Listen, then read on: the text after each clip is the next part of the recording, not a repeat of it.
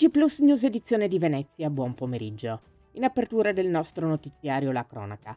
Progetto Educazione alla legalità economica. Nel corso degli incontri tenutisi presso diversi istituti scolastici della provincia del Veneziano, i finanzieri del Comando Provinciale di Venezia hanno parlato del valore della legalità economica e del ruolo del Corpo della Guardia di Finanza a tutela delle istituzioni dei cittadini, con riferimento all'attività svolta a contrasto degli illeciti fiscali, della contraffazione, delle violazioni dei diritti d'autore, degli illeciti in materia di sostanze stupefacenti e in generale di ogni forma di criminalità economico-finanziaria.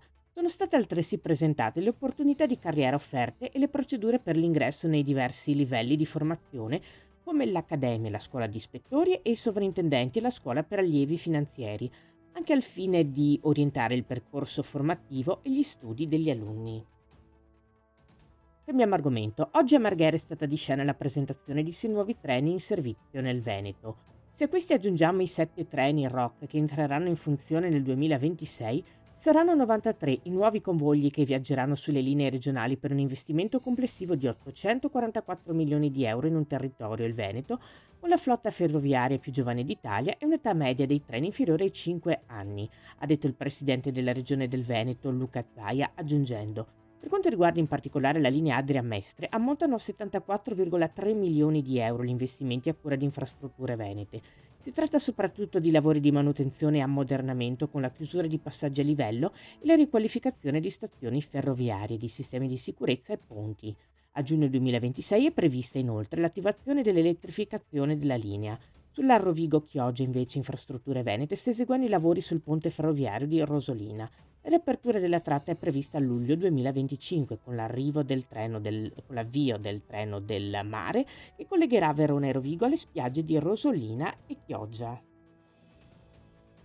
Parliamo di economia. In attesa di capire che cosa ne sarà della rottamazione Quinques, il governo ha riaperto i termini della Quater per i contribuenti decaduti dal beneficio perché non in grado di onorare le rate. Per Adico, Associazione a difesa dei consumatori, si tratta di una buona notizia che asseconda, fra l'altro, la recente richiesta dell'associazione che, oltre all'approvazione della Quinques, chiedeva proprio questo, una nuova chance per i cittadini che per motivi contingenti non hanno pagato le tranche dell'ultima rottamazione.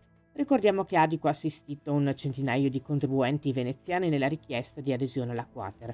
Allo stato attuale emerge che 1 su 3 non ha avuto le disponibilità economiche per rispettare le rate e ora la riapertura dei termini permette loro di rimediare.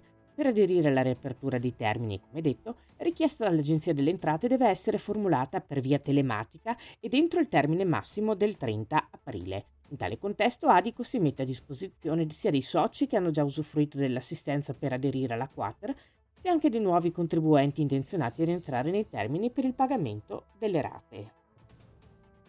Ultima pagina. La città metropolitana di Venezia comunica che i lavori iniziati lo scorso 30 settembre per il risanamento conservativo e consolidamento statico del ponte lungo la strada provinciale 43 Porte Grandi Jesolo che attraversa la Piave Vecchia vedranno l'istituzione di un senso unico alternato regolato da semaforo da lunedì 3 a venerdì 7 marzo 2025. Durante questi 5 giorni, periodo indicato per ridurre al minimo i disagi e concordato con i comuni di Musile di Piave, Jesolo, San Donà di Piave e l'azienda di trasporto pubblico locale ATVO, si eseguiranno lavori di fresatura, impermeabilizzazione e asfaltatura del manufatto. Questa era la nostra ultima notizia. Grazie per essere stati con noi. Arrivederci.